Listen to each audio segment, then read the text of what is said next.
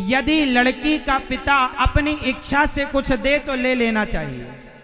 लड़की का पिता अपनी इच्छा से कुछ दे तो ले लेना चाहिए, मांगना नहीं चाहिए। मांगना, मांगे से मरना भला, मत मांगो कोई भीख, बिन मांगे मौती मिले, यह सतगुरु की सीख। अच्छा बताओ, मंदिर के बाहर जो बैठे होते हैं मांगने के लिए, उन्हें क्या कहते हैं? जोर से भिखारी।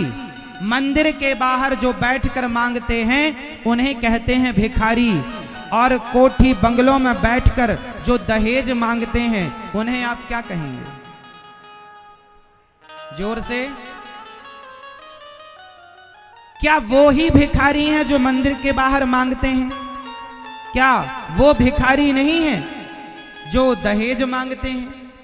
आजकल तो लोगों के पास जितना है उससे ज्यादा मांगते हैं। बेटा बड़े पद पर है, बड़ा काम करता है तो और ज्यादा पैसा मांगता है। क्यों जी? मांगने से क्या होगा? धन्ना सेठ हो जाओगे?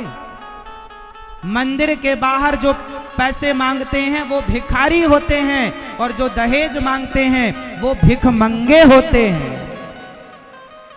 वो कौन होते हैं? भिखमंगे। आप में से कितने हैं भिखमंगे बताओ, जिन्होंने दहेज ले लिया है? मत लेना मेरी माँ। अपने बेटों को इतना योग्य बनाना, अपनी बेटियों को इतना योग्य बनाना कि तुम्हें कभी किसी के सामने हाथ फैलाने की जरूरत ना पड़े।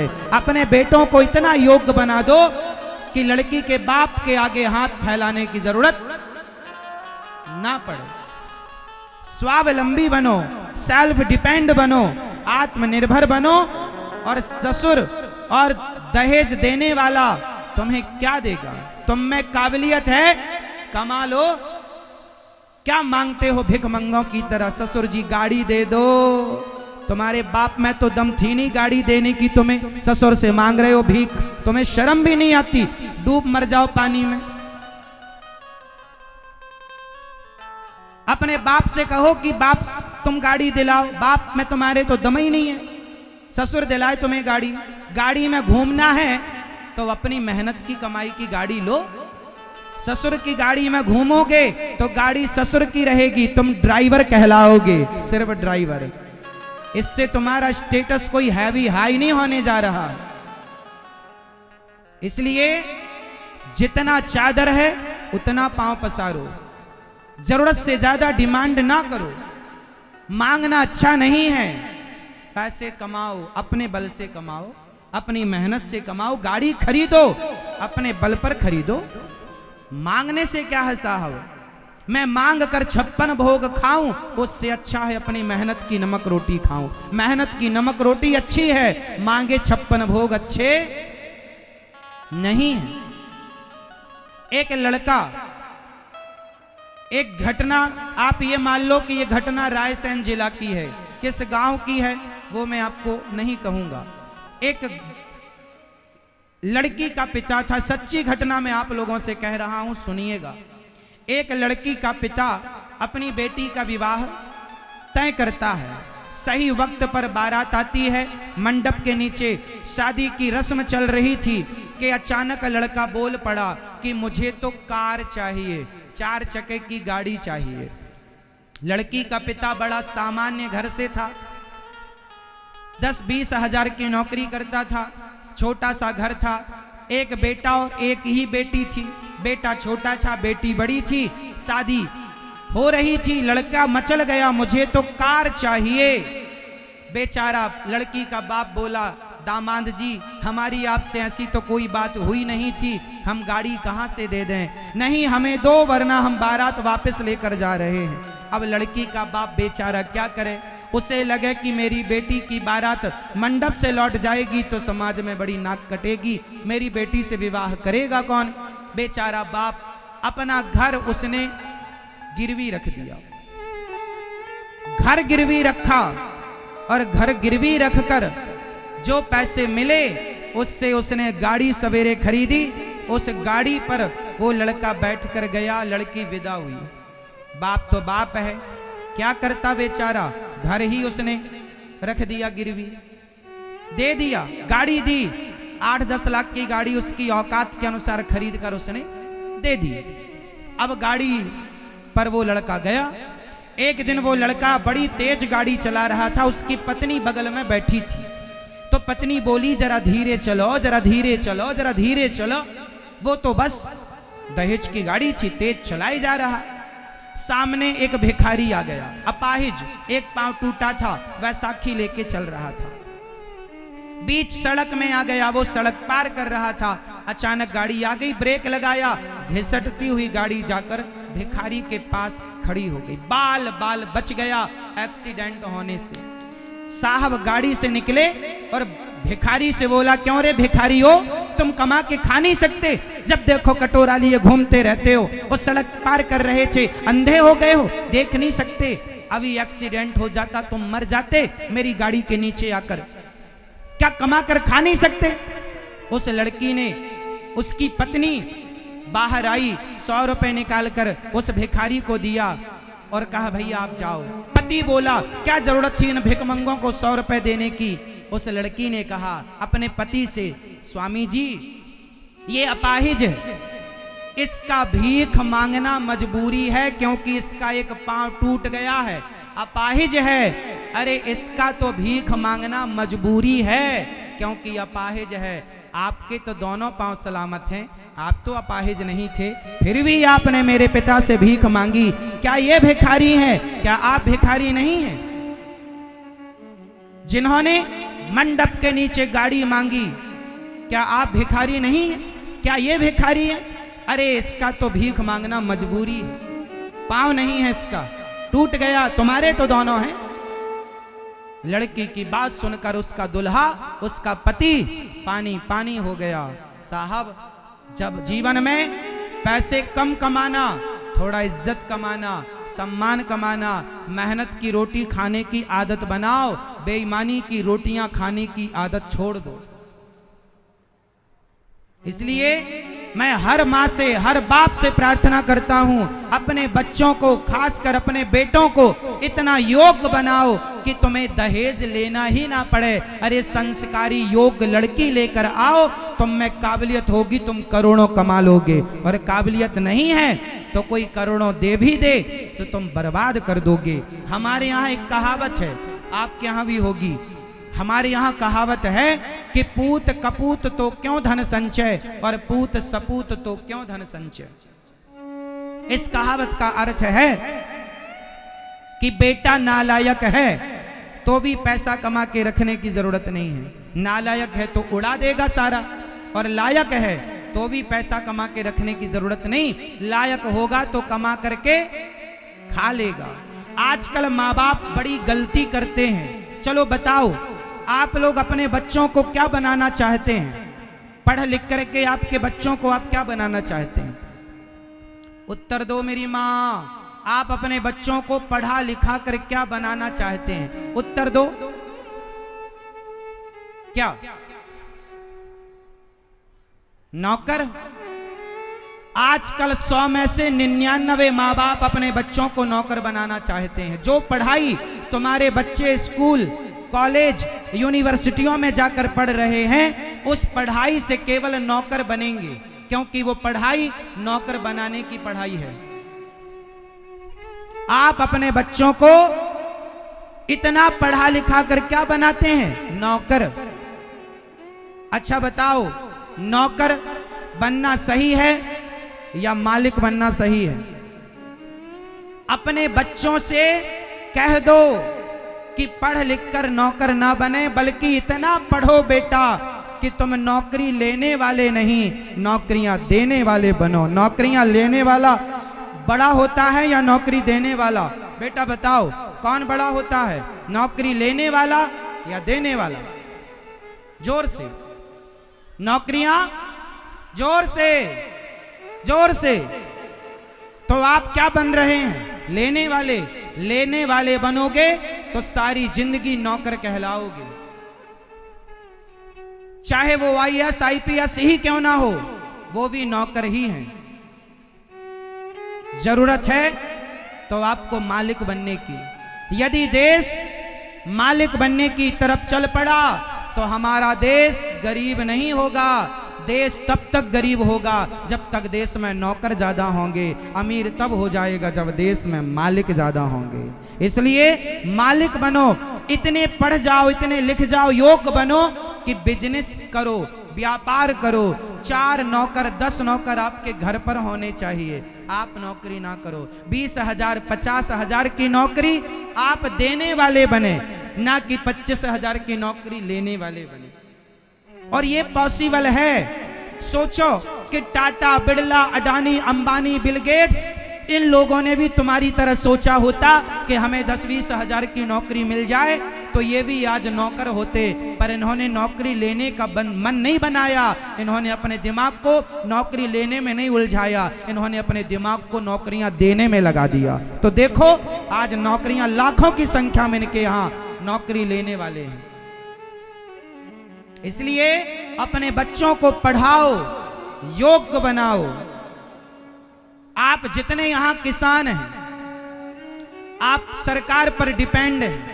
सरकार से आप गुहार लगाते हैं, सरकार हमारी फसल को दुगना करो, हमारे खेत में जितनी उपज है उसको आप दूना करो, महंगाई, हमारे फसलों की महंगाई बढ़ाओ। रोने से काम नहीं होगा। तुम्हारा खेत यदि 1 एकड़ है, 2 एकड़ है, 5 एकड़ के किसान हो तो मैं आपको बता सकता हूं कि आपकी कमाई डबल हो सकती है। आप लोग दिमाग से चलें तो। कल परसों की प्रश्नोत्तरी में मैंने पूरा गणित बताया था।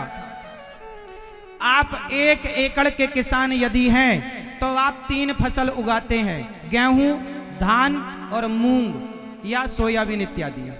3 फसल उगाते हैं। तीनों फसल का टोटल कितना होता है? तीनों फसल से आप 1 एकड़ में कितना रुपए गाहते हैं? लगभग 1,20,000। आप गेहूं, धान और मूंग इत्यादि तीनों को जब आप बेचते हैं, साल भर में आपको 1 एकड़ कितने रुपए देता है? लगभग 1,20,000, लगभग। और कम ज्यादा कुछ होगा तो आप देख लेना। अब मैं आपको एक ऐसा उपाय बता सकता हूं कि आप 1 एकड़ की खेती पर आप महीने के 1.5 लाख रुपए कमा सकते हो। आप साल का 1,20,000 कमा रहे हो। मैं आपको ऐसा प्लान दे सकता हूं, यदि आप में काबिलियत है, आप में क्षमता है, करने का जुनून है, तो आप महीने का 1.5 लाख कमा सकते हैं 1 एकड़ खेती से। महीने के 1.5 लाख कैसे कमा सकते हैं?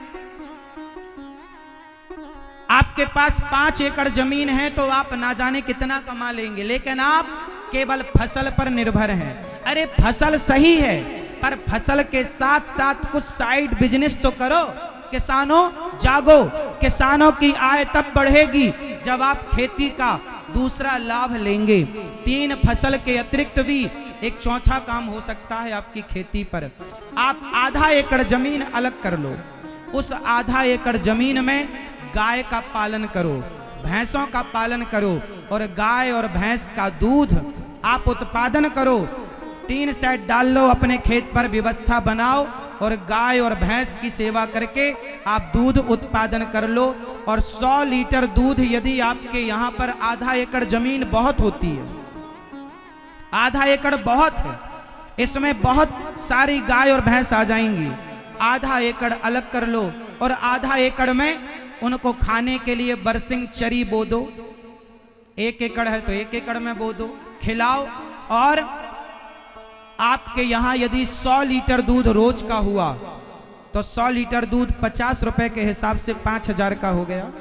5,000 का रोज का हो गया। करने से सब होगा, ना करने से केवल तुम्हारा रोना ही रहेगा। रोते रहो सारी जिंदगी, किस्मत के नाम पर, भाग्य के नाम पर। बताओ, दूध की डिमांड बाजार में है या नहीं? जोर से, जोर से।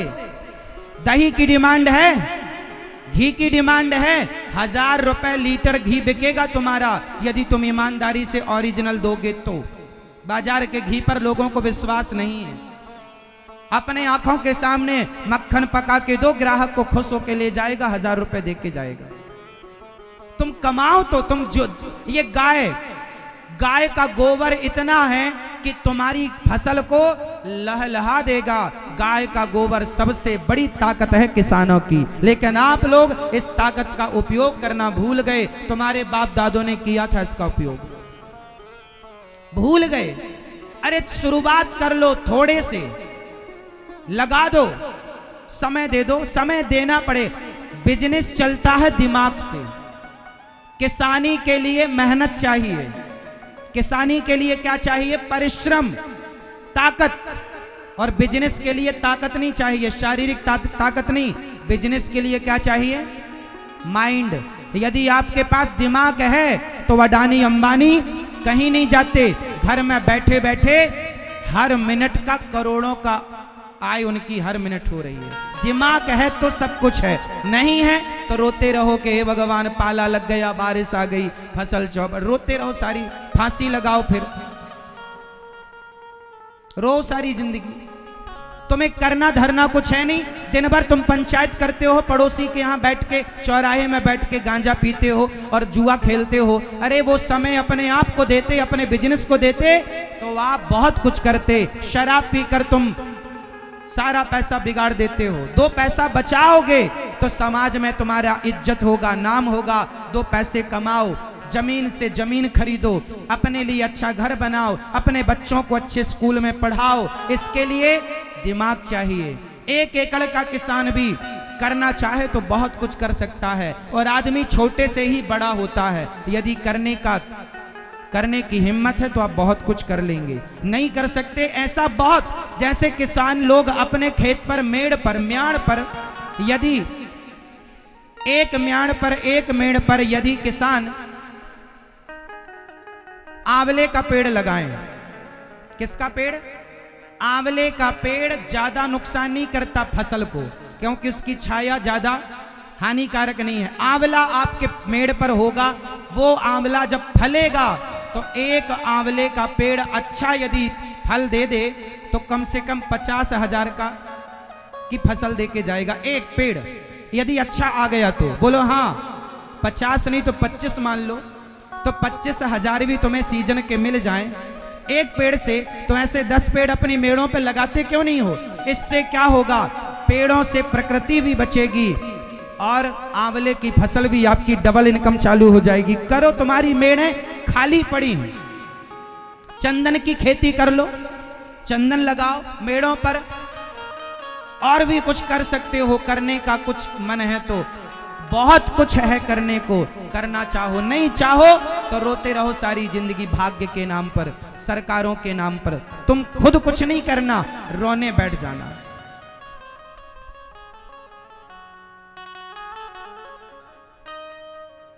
बच्चों को मालिक बनाओ, बिजनेस करना सिखाओ, व्यापार करना सिखाओ, उद्योगपति बनाओ बच्चों को। शुरू से ही उन्हें बिजनेस की बुद्धि दो, व्यापार की बुद्धि दो, अच्छी सोच दो, अच्छे संस्कार दो। नौकरों के संस्कार दे रहे हो, 20,000 की नौकरी मिल जाए महाराज, बस तुम्हारी सोच 20,000 से ज्यादा है ही नहीं तो क्या? जब सोचोगे नहीं तो मिलेगा कहां से? सोच बड़ी होगी तब व्यक्ति बड़ा होता है। बोलिए बांके बिहारी लाल की। किस किस को बात समझ में आ गई? आ गई तो हाथ उठा लो। और सारे किसान अपनी इनकम डबल कर लेना। सारे लोग गौशाला बनाना अपने खेत पे, छोटी छोटी सी, 2-4 गाय रखना, 2-4 भैंस रख लेना। क्या नुकसान है बताओ? कोई मेरे को बताए किससे नुकसान है? कोई नुकसान नहीं है। छोटे शुरुआत कर लो, करो मेहनत, 2 पैसे कमाओ, किसी से मांगना ना पड़े तुम्हें पैसे उधार।